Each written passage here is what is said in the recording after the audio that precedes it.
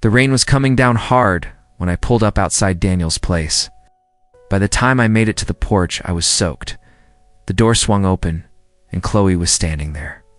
"Wow, Ethan, you're drenched." Her eyes traveled over me before she stepped aside. "Come in before you catch something." "Thanks," I said, shaking the water from my jacket. "Is Daniel here?" "He's in the kitchen. You could have called." "I'd have told you not to come out in this weather." I shrugged. Pipe wasn't going to fix itself. Her lips curved slightly, like she was amused by something I didn't get. "You're too loyal for your own good," Daniel's voice called from the kitchen. "Ethan? That you?" "Yeah," I answered, moving past Chloe, but I caught it the way she looked at me as I walked by. It wasn't casual. Daniel was rummaging in a toolbox when I came in. "Thanks for coming." "Man, this thing's been dripping for days and I've been too swamped to deal with it." "No problem." I knelt to check the pipe under the sink. Chloe leaned on the counter, watching handy and dependable. Rare combo. Daniel laughed. "Yeah, Chloe's just trying to butter you up so you'll come back when the washing machine breaks." "Settle for him just coming back for dinner," Chloe said, eyes still on me. I glanced up briefly, meeting her gaze before looking back at the wrench. "Careful, Chloe. Sounds like you're trying to bribe me with food." She smiled slowly. "Maybe I am." Daniel didn't seem to notice. "I'll get you a beer, Ethan." He left the kitchen.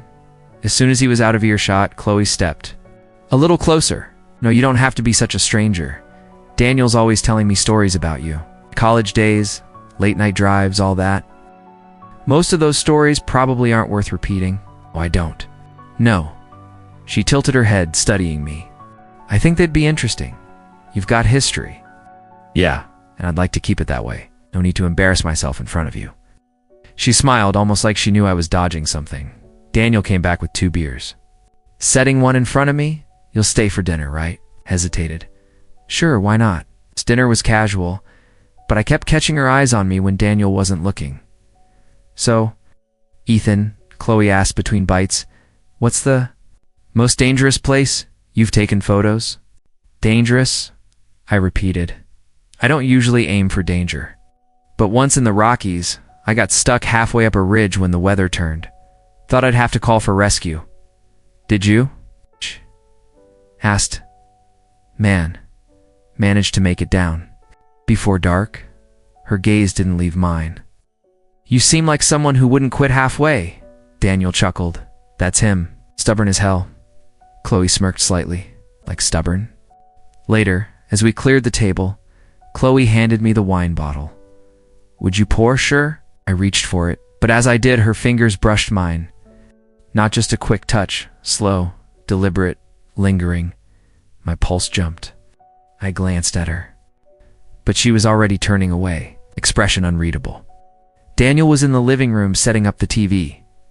"Ethan, you still drink red?" "Yeah," I said, my voice a little tighter than I wanted. Chloe took her glass and sipped, her eyes meeting mine for just a second too long. After the movie, I stood to leave. "Thanks for dinner," I said, pulling on my jacket. Daniel grinned. "Next time, you're cooking. Deal." Chloe walked me to the door. "Don't be a stranger," she said quietly, so Daniel wouldn't hear. "I won't," I replied.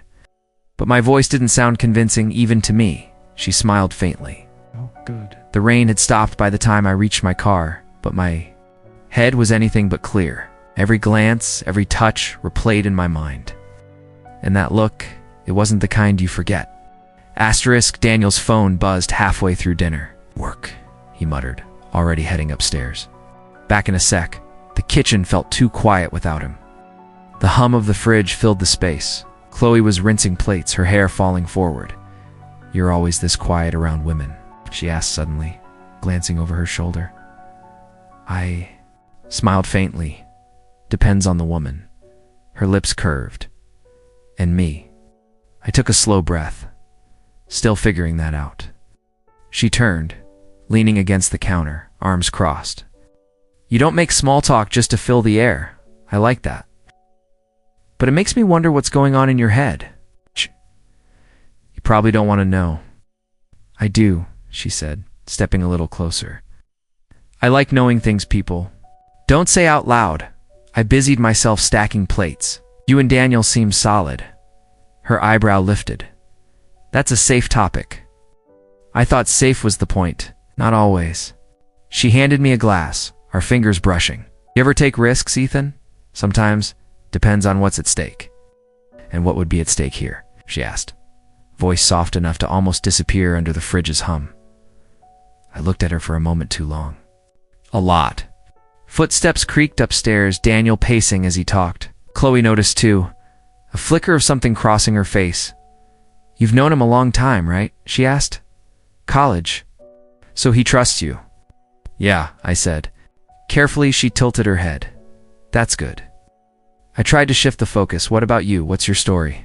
Nothing thrilling. Grew up here, studied design, met Daniel at a gallery. She smiled faintly. He was different back then. Always watching, asking questions like he saw more than other people did. And now he works late, talks numbers. I think he still sees things, but maybe not me as much. Her tone was light, but it landed heavier than she probably meant. I set a plate in the rack. You ever tell him that? Would it change anything? She moved closer again, standing just a little inside my space. I swallowed. Maybe. She studied my face, like she was measuring my answer. You're hard to read. You say. That like it's bad. I say it like it's interesting.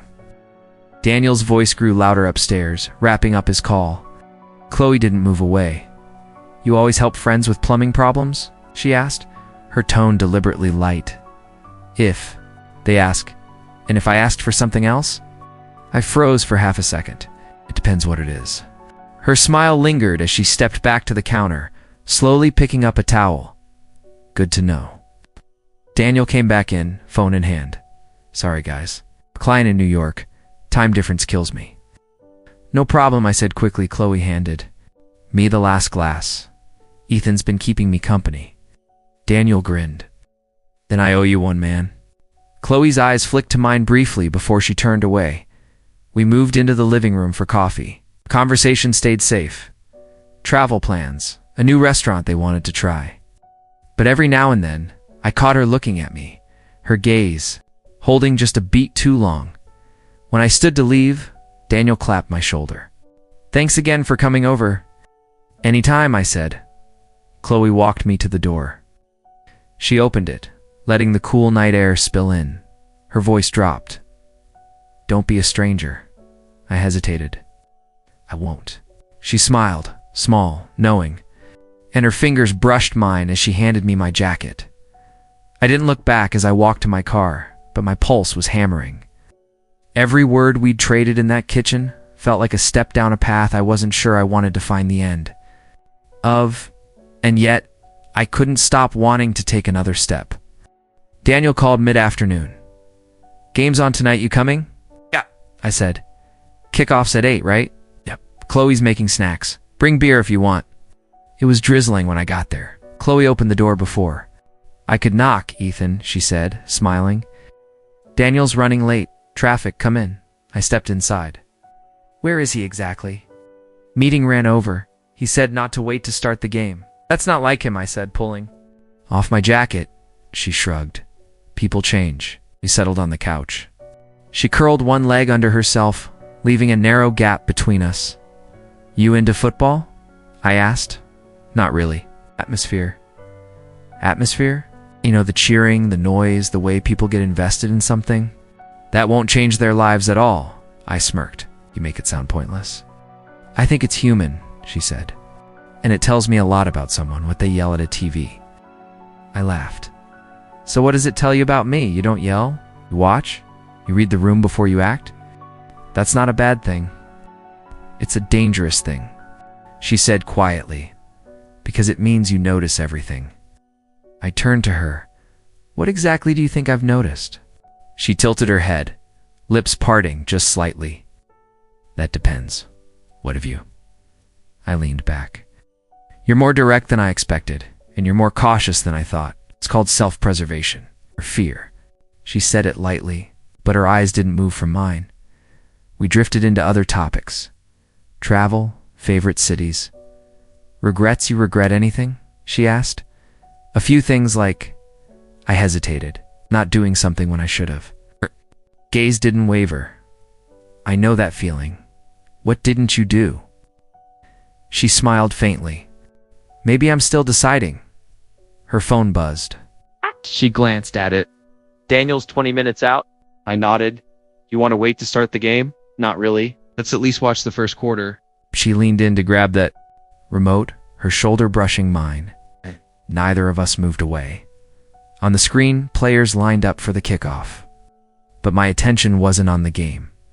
Ethan, she said suddenly, her voice softer. You ever keep something to yourself because, saying it will change everything? Yeah, I said. She didn't push for details. I didn't ask for hers. The sound of a car pulling up broke the silence. Chloe straightened, smoothing her hair. A moment later, Daniel came in. Hey, sorry, traffic was a nightmare. Oh. Good, I said quickly. We just started the game. He grinned. You two didn't get bored without me. Nope, Chloe said. We were fine. Daniel flopped onto the couch between us, grabbing a handful of chips. The rest of the night was easy. Daniel joked. The game played, and it felt almost normal. Almost. When I left, Daniel clapped me on the back. Glad you came, man. Anytime. Wasn't until I was halfway home that it hit me. He didn't know I'd been there alone with Chloe for over an hour, and I hadn't told him. The first lie.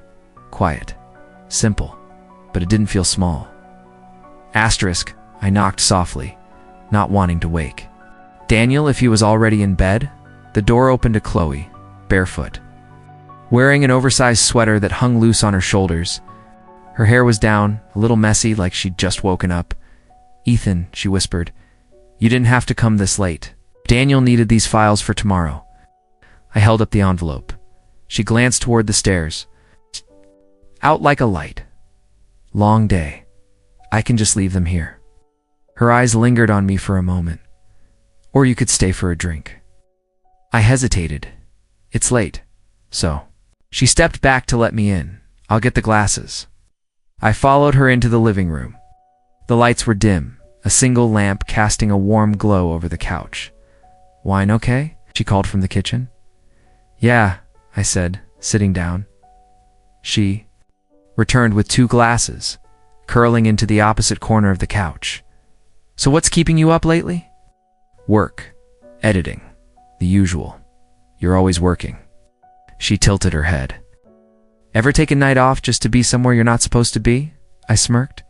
You always talk like this? Only with people who listen? I listen, I know. She sipped her wine. That's why it's dangerous. I laughed quietly. Dangerous? You're not oblivious? You notice the space between words. Most people don't.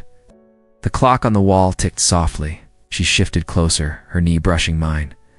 You're quiet tonight, she said. I'm thinking about whether I should be here. Smile was faint. Do you want to leave? No. Then stay. I leaned back. Daniel trusts me. I know. Her voice was almost a whisper. So do I. That's not the same thing, isn't it? She set her glass down. Turning slightly toward me. Sometimes trust means letting someone be close enough to hurt you. I met her gaze. And you're okay with that? I didn't say that. Silence stretched. Not awkward, but heavy. She broke it. Tell me something you've never told Daniel. I thought for a moment. When we first met, I didn't think we'd be friends. Her eyebrows lifted. Why? He's different from me. Loud, confident. I didn't think we'd click. But then we did, and now I can't imagine not knowing him. She studied my face. That's why you're here, instead of turning around at the door. I let out a slow breath. Why did you really ask me to stay for a drink? Because, she said softly, the house feels too big when he's asleep, and I like talking to you. Just talking? Her lips curved slightly. For now. The room felt smaller somehow, the air warmer. You ever wonder what would happen? She asked. If you stopped worrying about the rules for one night. Yes, I admitted. And, still wondering. She leaned in just slightly. Enough that I caught the faint scent of her perfume. Stay the night, my breath caught. What do you mean by that? Her eyes didn't move from mine. Maybe exactly what you think. Maybe not. You'd have to find out. I swallowed hard. And Daniel, he's asleep. He won't know. That's not the point. I know. Her voice was steady. But you're still here. The ticking clock filled the silence again. I could feel my pulse in my fingertips. Should go? I said finally. Then go, she replied, but she didn't move away. I stood slowly, setting my glass down. She followed me to the door. At the threshold, she looked at me one last time. Ethan, she whispered, you didn't say no. I walked out into the night, the air cool against my skin, my mind louder than the quiet street. I didn't stay that night. 4 days after, I kept replaying it. The sweater, the way she'd said, stay the night. When I saw her again, it was like she knew. Ethan, Chloe said, opening the door with a faint smile. You look distracted. I'm Fine, you're lying. She stepped aside. Come in. I walked past her into the kitchen. Where's Daniel? Conference call. He'll be at it for a while. She poured coffee into 2 mugs. You take sugar, right? You already know that. She slid the mug toward me, fingers brushing mine. I like to check. I took a sip. What do you want from me, Chloe? Today, your help? There's a shelf upstairs that's too heavy for me to move. You could have called Daniel. He's busy. You're here. We went upstairs. She led me into the spare room, sunlight spilling across the floor. That's it, she said, pointing to the tall bookshelf against the wall. I gripped the side. Where are we moving it? It's just a few inches. I want the bed here instead. Braced my feet and shoved. The shelf scraped softly across the floor. She held the other side, leaning in. When we stopped, she didn't let go. Her hand stayed on the wood, and her other hand rested lightly against my chest. You've been avoiding me, she said. I've been busy. Her fingers pressed just slightly. That's not why. I met her eyes. You're making this complicated. It was never simple. I stepped back, breaking the contact. This isn't fair to Daniel. She crossed her arms, tilting her head. Do you think I don't care about him? I think you're testing me. Maybe I am. Maybe I want to see if you're as steady as you pretend to be. I moved the shelf the last inch into place. They're done. Thank you, she said softly. Is that all? For now. Soft. On my way out, she followed me to the stairs. You ever wonder, she asked, what would happen if you stopped thinking about him for 5 minutes? Yes, I said without looking at her, and I don't like where my head goes. She smiled faintly. That's the difference between you and me. I'm not afraid of where my head goes. I paused at the door. You should be. Should. You should. That night, my phone buzzed. Daniel, thanks for always being there for us, man. I don't say it enough. I stared at the message for a long time before typing back. Always my thumb hovered over send. I sent it anyway. The guilt sat heavy, not sharp, just a slow, bitter taste that wouldn't fade. Asterisk Chloe was leaning against the counter, laughing so hard she almost spilled her coffee. I swear, wiping her eyes. You're worse than Daniel when it comes to telling a joke. Worse? I raised an eyebrow. That's impossible. Daniel's terrible. Exactly, she smirked. And somehow, you've managed to outdo him. I reached for my mug, but she shifted to grab hers at the same time. Her fingers brushed. Mine light at first, and lingering. I didn't move. She didn't either. The sound of the refrigerator humming filled the silence. You're not moving your hand, I said quietly. You're not pulling away, she replied. Her palm slid. Fully over mine, warm and deliberate. My chest felt tight. Chloe, her gaze locked with mine. What? This isn't. She tilted her head, eyes steady. Say it. This isn't what? I swallowed hard. Safe. She smiled faintly. Safe is boring. My breath caught, but before I could speak, footsteps creaked on the stairs. Her hand slipped away. She turned to the sink like nothing had happened. Daniel appeared in the doorway, yawning. Hey man, you're here early. Yeah, I said quickly. Just came by to drop off that charger you left. appreciate it. Chloe, did you make extra coffee? Always, she said brightly, handing him a cup. I kept my eyes on the countertop. I could still feel her touch, like it had imprinted on my skin. Daniel took a sip. So, what are you two talking about? Your terrible sense of humor, Chloe said without missing a beat. He groaned. Here we go again. A few minutes later, Daniel went back upstairs for his call. I set my mug down. You can't keep doing that. Doing what? You know what? She leaned on the counter. You think too much. Someone has to. Her lips curved. We should talk. We're talking now. Alone, she said, lowering her voice. I stared at her. When she shrugged. Tonight, I can't. You can. Daniel's voice carried faintly from upstairs. I shook my head. Chloe, this is dangerous. She said, for me, yes. Then why can't you stop? I didn't answer. She smiled like she'd already won. Text me later. I left without looking back. That night, my phone buzzed. Chloe, we should talk. Alone, I stared at the screen. My hand stayed still, but my pulse didn't. There was no going back now? Asterisk. I spotted her through the cafe window, sitting alone in the corner. She looked up as I walked in. You came, she said softly. You asked, I replied, sliding into the seat across from her. Why here? It's far enough away from Daniel. Her lips curved faintly. From anyone who knows us.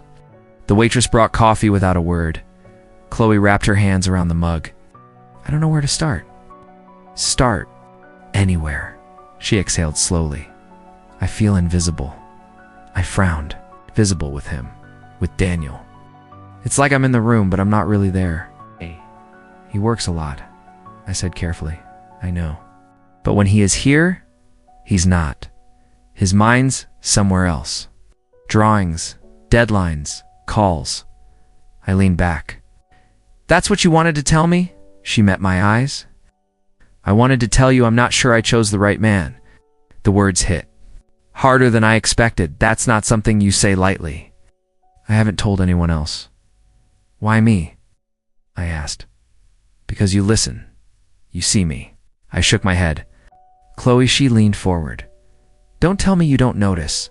Every time we're in the same room, you look at me like you're trying not to. I didn't answer. She smiled faintly. That's what I thought. You're playing with fire? Maybe I like the heat. I rubbed my jaw. This isn't fair. To Daniel, to you, to me. Her voice softened. Do you ever think about what it would be like? I stared at her. I think about a lot of things I shouldn't. Me too, she whispered. Silence pressed in between us. You could fix this with him, I said finally. Talk to him. Have it doesn't change? Then why stay? Her eyes glistened. Because leaving means admitting I made a mistake. I looked away. Everyone makes mistakes. Do you think you're one of mine? Her question caught me off guard. I don't know. She tilted her head. I think you might be the opposite. The waitress passed by, breaking the moment. Chloe stirred her coffee, though it didn't need stirring. Sometimes I imagine things going differently. Meeting you first. How everything would have changed. You can't rewrite the past. No, but the future is still unwritten. I shook my head. You're talking like you want something to happen? Her eyes didn't waver. Do you? That's not the question. It's the only question. I let out a slow breath. We can't do this. But you want to. I didn't deny it. We sat in silence for a long moment, just looking at each other. Finally, she said, thank you for coming. I'm not sure if I should have. Neither am I, she admitted, standing. I followed her outside. The air was cool, but my skin felt hot. At the curb, she turned to me. I meant what I said in there. I know. She stepped closer, her arms sliding around me in a hug. I hugged her back. I should have let go. But I didn't. Her cheek brushed mine. Her breath warmed my ear. For a moment I almost kissed her. Almost she pulled back slowly, her eyes searching. Mine? See you soon? Yeah, I said, though my chest felt tight. She walked away. I stood there, replaying the almost that was now stuck in my head. The living room was warm, buzzing with low laughter and clinking glasses. Daniel clapped me on the shoulder. Glad you came, man. It's been too long. Yeah, I said, glancing toward the kitchen. Chloe was refilling someone's drink, her smile easy, but her eyes flicking toward me for a fraction of a second. People talked over each other. Music hummed in the background. Chloe brushed past me, close enough that her perfume lingered. You having fun? She murmured. I'm trying. Her lips quirked. Try harder. Later, the group thinned. Daniel yawned, rubbing his neck. All right, I'm calling it. Guys, stay as long as you want. There's still food. You okay? I asked him. Yeah, just tired. He turned to Chloe. Don't let him drink too much. She smiled. I'll take care of him. When he disappeared down the hall, the house fell quieter. The last two guests left with a wave and a good night. I sat on the couch, my glass nearly empty. Chloe walked back in, barefoot now, holding her own drink. Alone at last, she said softly. I looked toward the hallway. He's just in there, I know. She sat down beside me, close enough, our knees brushed. You don't have to keep reminding me. This is dangerous. Dangerous can be good. I stared at my glass. You told me in the cafe about feeling invisible. You listened. It doesn't mean her hand touched mine. Doesn't mean what? That we should do this? She didn't move her hand. Tell me you don't want to. Hide it. That's what I thought. The clock on the wall ticked. Every second felt louder.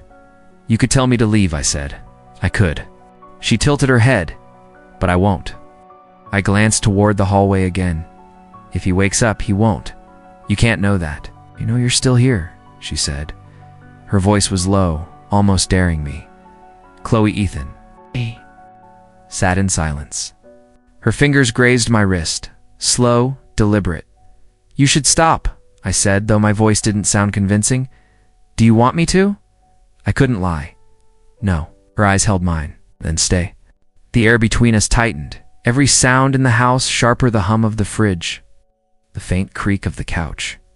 This will break something, I said. Maybe it needs breaking. When it's broken, she smiled. Faintly. Then we stopped pretending. I leaned back, running a hand through my hair. This isn't like you. Maybe you don't know me as well as you think. I know enough to see you're crossing a line. You're standing right on it with me. The ticking clock filled the space again. My chest felt heavy, my pulse uneven. You want me to leave? I said, half hoping she'd agree. No, I want you to admit you've thought about this. I hesitated. I have. Then stay, she whispered again. I set my glass down. Her eyes followed the movement, then came back to mine. This is the last chance to walk away, I said. Then don't take it. The house was still. Even. The clock seemed too quiet. I didn't move. Her smile deepened, just slightly, like she knew exactly what that meant. You're not going to sleep tonight. She murmured. Neither are you. We stayed like that close enough that the air felt thicken till I stopped noticing the distance between us. And just like that, I knew there was no going back. I woke to the smell of coffee and the sound of footsteps pacing in the kitchen. When I walked in, Daniel was leaning against the counter, arms crossed. Morning, I said. He didn't smile. We need to talk. My stomach tightened. About what? Last night. His eyes didn't move from me. I couldn't sleep. Heard you and Chloe talking? I forced a shrug. We were just... He cut me off. You sounded close. Hesitated. We've always been close. Not like that, he said flatly. You're reading into it. He shook his head. I know what I heard. Chloe walked in, hair tied back, moving like she hadn't heard a word. Coffee. Asked him. He didn't answer. She poured 2 mugs, sliding one toward me without looking up. Daniel's gaze stayed on her. You want to tell me what's going on? She glanced at him briefly. We were talking, that's all. Talking about what? Her tone stayed even. About you? About how much you work? About how he thinks you're tired all the time? Looked at me. That true? I might have said something, might have. Chloe set her mug down harder than she meant to. It's not a big deal.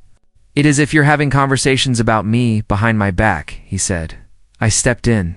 You were asleep. She needed someone to talk to. Daniel's eyes narrowed. And you're that someone? She's my friend too. Friend.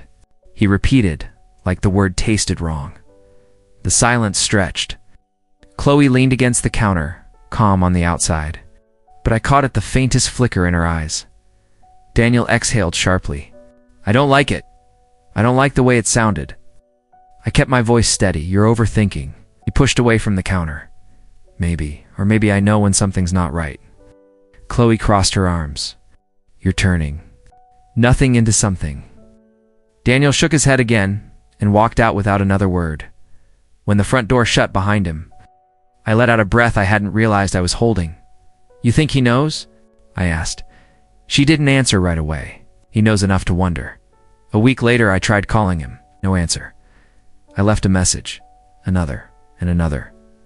Finally, I texted, You okay? On the third day, a mutual friend, Mark, called me.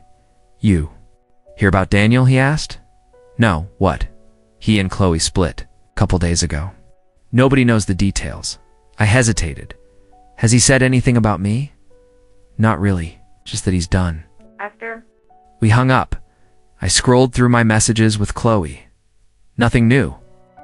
No missed calls. No late-night texts. She had disappeared completely. I went to the cafe where we'd met before, ordered a coffee I didn't want, kept looking toward the door like she might walk in. She didn't. That night, I stood by my window, staring out at the streetlights. I thought about that moment, the one where I didn't leave. The one where staying felt like the only thing I wanted, and how now. It was the thing I wished most I could take back. Sometimes the thing you reach for doesn't just change everything. It takes everything.